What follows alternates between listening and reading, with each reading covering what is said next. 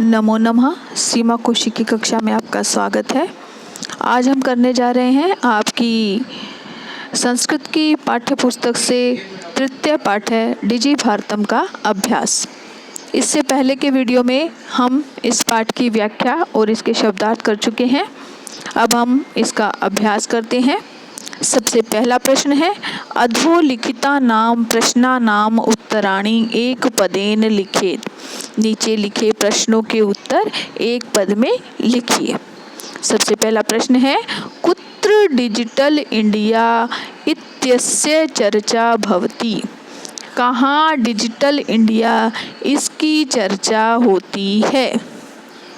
इसका आंसर आएगा संपूर्ण विश्व में, सारे विश्व में। केन सह मानवस्य आवश्यकता परिवर्तते। किसके साथ मनुष्य की ज़रूरतें परिवर्तित होती हैं। इसका उत्तर आएगा काल परिवर्तनेन, समय के परिवर्तन के साथ, या समय के परिवर्तित होने से, या समय के परिवर्तित होने से। इस तरह से आप कर सकते हैं। आपणे वस्तूनां क्रय समय के शाम अनिवार्यता न भविष्यति। बाजार से वस्तुएं खरीदते समय किसकी ज़रूरत नहीं होगी। रूप्यकाणाम, रुपयों की, क्योंकि आजकल सभी कुछ डिजिटल हो चुका है, ऑनलाइन पेमेंट की जा सकती है। तो इसका उत्तर होगा रूप्यकाणाम, यानी कि हमें कैश के रुपयों की ज़रूरत नहीं पड़ेगी। आगे है, कस्मिन् उद्योगे वृक्षा उपयुज्यन्ते। किस उद्योग में वृक्षों का उपयोग होता है। कर्गद उद्योगे, कागज के उद्योग में। अद्य सर्वाणि कार्याणि केन साधितानि भवन्ति। आज सभी कार्य किससे पूरे या किससे संपूर्ण होते हैं। इसमें हम संगणक यंत्रेण भी लिख सकते हैं और दोनों भी लिख सकते हैं हम। संगणक यंत्रेण चल दूरभाष यंत्रेण च। कंप्यूटर यंत्र से और मोबाइल से, दोनों ही लिख सकते हैं च लगाकर। उसके बाद है, अधोलिखिता नाम प्रश्ना नाम पूर्ण वाक्येन उत्तरत। कि नीचे लिखे शब्दों के उत्तर पूरे वाक्य में दो।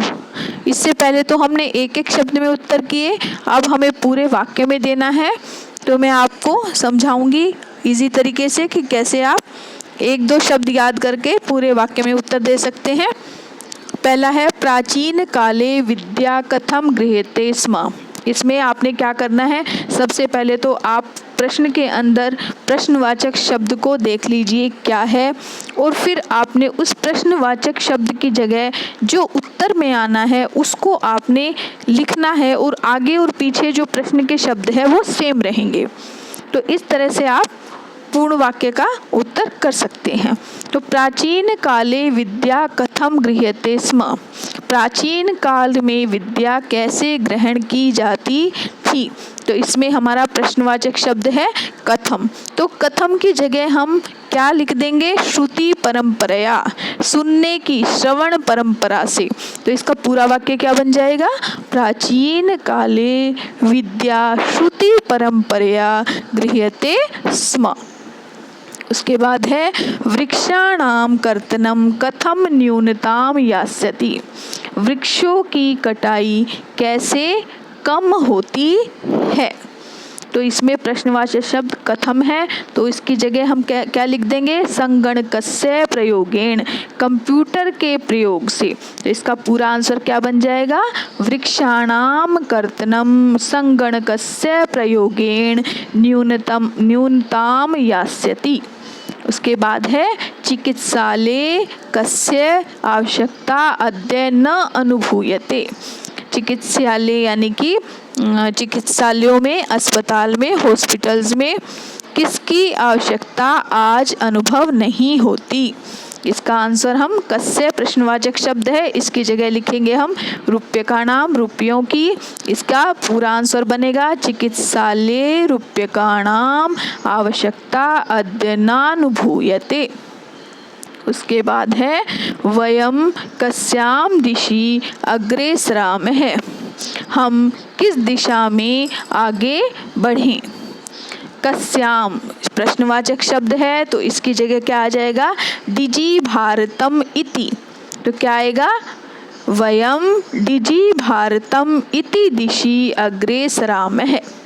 उसके बाद है वस्त्रपुटके केषाम् आवश्यकता न भविष्यति, कपड़े की जेब में किसकी आवश्यकता नहीं होगी। इसका आंसर होगा रूप्यकाणाम, रुपयों की। इसमें प्रश्नवाचक शब्द है केशाम, तो केशाम की जगह हम क्या लिख देंगे, रूप्यकाणाम। तो पूरा आंसर क्या बनेगा, वस्त्रपुटके रूप्यकाणाम आवश्यकता न भविष्यति। उसके बाद है रेखांकित पदान्य अधिकृत्य प्रश्न निर्माणम कुरुत। रेखांकित पदों को की जगह प्रश्नवाचक शब्द लिखकर आपने प्रश्नों का निर्माण करना है। तो जैसा कि जो शब्द जिस भी विभक्ति वचन में हो उसी के अनुसार हमने प्रश्नवाचक शब्द लगाना होता है और वो आखिर में उसके प्रश्नवाचक चिन्ह लगा दिया जाता है। तो देखिए कैसे बनेगा ये, भोजपत्रोपरि लेखनम आरब्धम, भोजपत्र के ऊपर लेखन आरंभ हुआ। तो इसका प्रश्न हम कैसे बनाएंगे, भोजपत्र के ऊपर क्या आरंभ हुआ। तो लेखनम की जगह, लेखनम हमारा नपुंसकलिंग शब्द रूप है, उसका एक वचन है, तो हमने किम का भी इसी तरह से एक वचन लगा देना है। तो इसमें आ जाएगा किम, भोजपत्रोपरि किम आरब्धम। तो इस तरह से प्रश्न बन जाएगा और वहाँ पर प्रश्नवाचक चिन्ह लग जाएगा। उसके बाद है लेखनार्थम कर्गदस्य आवश्यकतायाः अनुभूति न भविष्यति, लेखन के लिए या लेखन में कागज की आवश्यकता अनुभव नहीं होगी। तो इसमें हमारा कर्गदस्य, इसकी जगह हमने प्रश्नवाचक शब्द लगाना है। कर्गदस्य अस्य साउंड दे रहा है ये, तो इसकी इसी तरह से हम षष्ठी विभक्ति एक वचन है ये, तो हम जो प्रश्नवाचक शब्द लगाएंगे उसकी भी षष्ठी विभक्ति एक वचन आ जाएगा। तो यहाँ पर आ जाएगा कस्य, लेखनार्थम कस्य आवश्यकताया अनुभूति न भविष्यति, लेखन में किसकी आवश्यकता अनुभव नहीं होगी। फिर है विश्राम गृहेषु कक्षम सुनिश्चितम भवेत्, विश्राम गृहों में कमरा सुनिश्चित हो, ठीक है ना, भवेत होता। तो इसमें क्या आ जाएगा, विश्राम गृहेषु है, ये सप्तमी विभक्ति बहुवचन है, तो इसमें स्थानवाचक भी है यहाँ पर, तो हम यहाँ पर कुत्र भी लगा सकते हैं और विभक्ति के अनुसार हम यहाँ पर केशु भी कर सकते हैं, ठीक है। तो इसमें क्या बन जाएगा प्रश्न, केशु कक्षम सुनिश्चितम भवेत् या कुत्र कक्षम सुनिश्चितम भवेत्।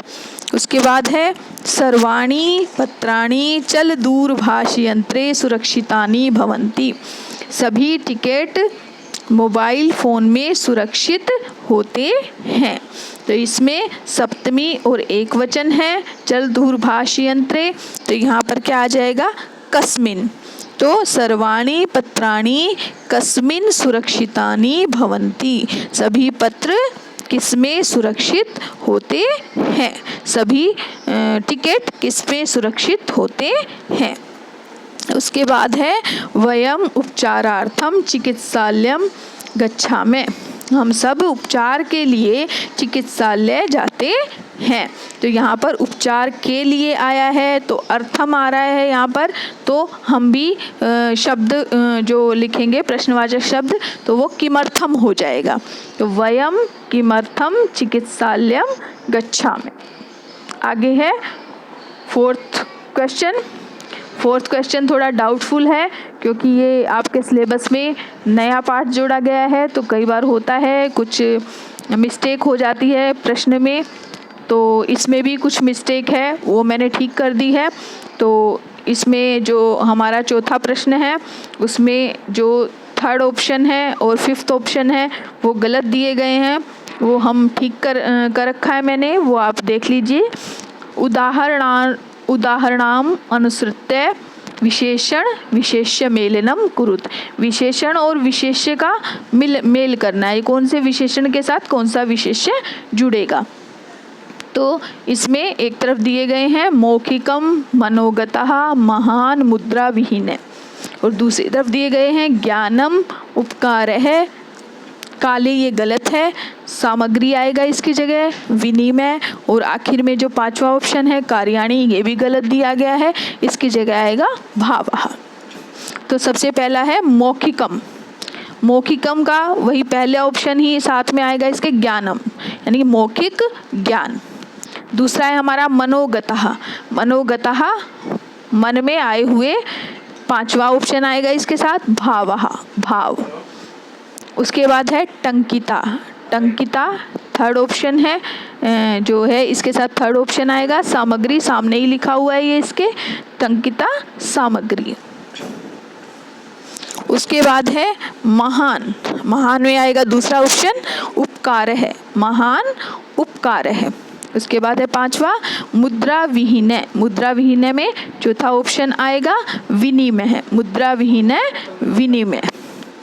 इसके बाद नेक्स्ट प्रश्न है अधोलिखित पदयोः संधिं कृत्वा लिखत, कि नीचे लिखे पदों की संधि करके लिखना है। सबसे पहला है पदस्य और अस्य। पदस्य में आखिर में ए और अस्य की ए को जब संधि की गया है तो वो आ बन गया है, यानी कि ये दीर्घ संधि है, पदस्यास्य बन जाएगा, ये पदस्यास्य दीर्घ संधि है। फिर है तालपत्र ऊपरी, तालपत्र का ए और ऊपरी का ऊ, ये मिलकर ओ बन जाएंगे और बन जाएगा तालपत्रोपरी, ये गुण संधि का उदाहरण है। उसके बाद है च प्लस अतिष्ठत, च का अ और अतिष्ठत का अ मिलकर हमारे आ बन गए हैं, ये भी दीर्घ संधि का उदाहरण है, तो ये बन जाएगा चातिष्ठत, चातिष्ठत। करगद उद्योगे, करगद का ए और उद्योगे का ऊ मिलकर क्या बन जाएगा ओ, तो क्या बनेगा करगदोद्योगे, करगदोद्योगे, तो ये भी गुण संधि का उदाहरण है। फिर है क्रय जमा अर्थम, क्रय ए और अर्थम का आ बन गए हैं ये क्रयार्थम, ये भी दीर्घ संधि का उदाहरण है। फिर है इति जमा अन्यो, इति त और अ ये मिलकर य बन गए हैं और त का आधा त रह गया है, तो इत्यन्यो हो, ये यण संधि का उदाहरण है। उसके बाद है उपचार अर्थम, उपचार का र का अ और अर्थम में अ मिलकर आ बन गए हैं, दीर्घ संधि का उदाहरण है उपचारार्थम। ये आपको संधि अच्छी प्रकार से पता चल गई होंगी। उसके बाद है नेक्स्ट क्वेश्चन, उदाहरणम अनुसृत्य अधोलिखितेन पदेन लघु वाक्य निर्माणम कुरुत, कि उदाहरणों को अनुसरण करके नीचे लिखे जो शब्द हैं उनके छोटे छोटे वाक्य बनाइए। जैसे कि दिया गया है जिज्ञासा, जिज्ञासा यानी जो होता है जानने की इच्छा। मम मनसि वैज्ञानिका नाम विषये जिज्ञासा अस्ति, मेरे मन में वैज्ञानिकों के विषय में जिज्ञासा है। बच्चों आप कोई भी वाक्य बना सकते हो, लेकिन वो सही विभक्ति सही वचन का यूज़ करके बनाएं आप, ताकि वो वाक्य शुद्ध हो। गलत वाक्य नहीं बनाना है। वाक्य कोई भी बनाओ, चाहे छोटा बड़ा, वो शुद्ध होना चाहिए। उसके बाद है आवश्यकता, पठनाय पुस्तकस्य आवश्यकता सन्ति, पढ़ने के लिए पुस्तक की आवश्यकता है। फिर है सामग्री, एषा हवन सामग्री अस्ति, यह हवन सामग्री है। पर्यावरण सुरक्षा, पर्यावरण सुरक्षा आवश्यकी वर्तत अस्ति, पर्यावरण की सुरक्षा आवश्यक है। उसके बाद है विश्राम गृहम, एतत् विश्राम गृहम अस्ति, यह विश्रामालय है। उसके बाद है नेक्स्ट प्रश्न, उदाहरणानुसारम कोष्ठक प्रदत्तेषु पदेषु चतुर्थी प्रयुज्य रिक्त स्थान पूर्ति कुरुत, कि उदाहरण के अनुसार कोष्ठक यानी ब्रैकेट में दिए गए पदों की जो चतुर्थी विभक्ति है वो लगाकर रिक्त स्थान पूरे करने हैं। जैसा कि एग्जाम्पल में दिया गया है, शिक्षकाय धनम ददातु, शिक्षक के लिए धन दो या शिक्षक को धन दो। तो ये चतुर्थी विभक्ति है, देने अर्थ में आ रही हैं हमारे, और इसलिए शिक्षकाय आया, भिक्षुक का भिक्षुकाय, भिक्षुकाय है ये, शिक्षकाय नहीं है। भिक्षुकाय धनम ददातु, भिक्षुक को धन दो। तो ये शिक्षक नहीं है बच्चों, भिक्षुक है ये। भिक्षुकाय धनम ददातु, तो भिक्षुक को धन दो, चतुर्थी विभक्ति आ गई है। भिक्षुक हमारा पुल्लिंग शब्द रूप है। आगे है हमारा डैश पुस्तकम देहि, इसमें ब्रैकेट में दिया गया है छात्र, तो छात्र भी हमारा पुल्लिंग शब्द रूप है, तो इसकी भी चतुर्थी भिक्षुकाय की तरह ही छात्राएं हो जाएगी, छात्राएं पुस्तकम देहि। उसके बाद है अहम डैश वस्त्राणि ददामि, इसमें ब्रैकेट में दिया गया है निर्धन, तो इसका निर्धन भी हमारा पुल्लिंग शब्द रूप है, अकारांत पुल्लिंग शब्द रूप, तो निर्धन का निर्धनाय हो जाएगा। अहम निर्धनाय वस्त्राणि ददामि।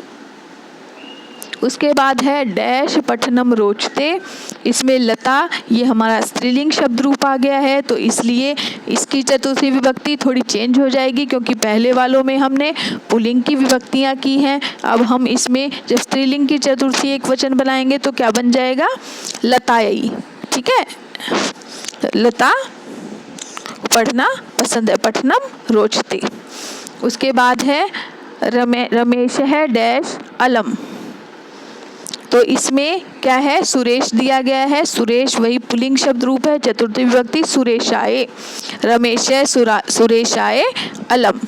उसके बाद है डैश नम है, इसमें अध्यापक है, तो अध्यापक की चतुर्थी हो जाएगी अध्यापकाय, अध्यापकाय नमः। आगे आपके दे रखे योग्यता विस्तार, इसमें आपके इंटरनेट से रिलेटेड एक थोड़ी जानकारी दी गई है, तो वो आप पढ़ सकते हैं। आपको कोई इंटरनेट से रिलेटेड कुछ लिखना हो, अनुच्छेद लिखना हो, उसमें ये सब चीज़ें आपके काम आएगी। आगे आपके दे रखे हैं अनेक शब्दों के लिए एक शब्द, जैसे ज्ञातुम इच्छा, जिज्ञासा या जानने की इच्छा, कर्तुम इच्छा, इसको हम शॉर्ट में बोलेंगे चिकीर्षा यानी कि करने की इच्छा, पातुम इच्छा, पिपासा यानी कि पीने की इच्छा, भोक्तुम इच्छा यानी कि बुभुक्षा खाने की इच्छा, जीवितुम इच्छा को बोलते हैं जिजीविषा यानी कि जीने की इच्छा, गंतुम इच्छा जिगमिषा यानी कि जाने की इच्छा। आगे आपके प्रत्यय दिए गए हैं, इसमें बताया गया तुमुन प्रत्यय, क्योंकि जब तुमुन प्रत्यय जब बनाया जाता है, तुमुन प्रत्यय लगाया जाता है किसी धातु के साथ, तो उसमें आखिर में तुम शेष बच जाता है। जैसे कि क्री के साथ तुमुन लगाया तो कर्तुम बन गया, इसका मतलब होता है करने के लिए। दा के साथ तुमुन लगाया तो दातुम बन गया, इसका अर्थ होता है देने के लिए। खाद के साथ तुमुन लगाया तो खादितुम बन गया, इसका अर्थ होता है खाने के लिए। पट के साथ तुमुन लगाया तो पठितुम बन गया, इसका अर्थ होता है पढ़ने के लिए। लिख के साथ तुमुन प्रत्यय लगा तो लिखितुम बना, इसका अर्थ होता है लिखने के लिए। गम के साथ तुमुन प्रत्यय लगा तो बन गया गंतुम, इसका अर्थ होता है जाने के लिए। तो आपको इसकी एक्सरसाइज अभ्यास अच्छी प्रकार से समझ आ गया होगा। इसको आप अपनी बुक्स के अंदर फिल कर लीजिए और साथ में आप नोटबुक में भी कर लीजिए।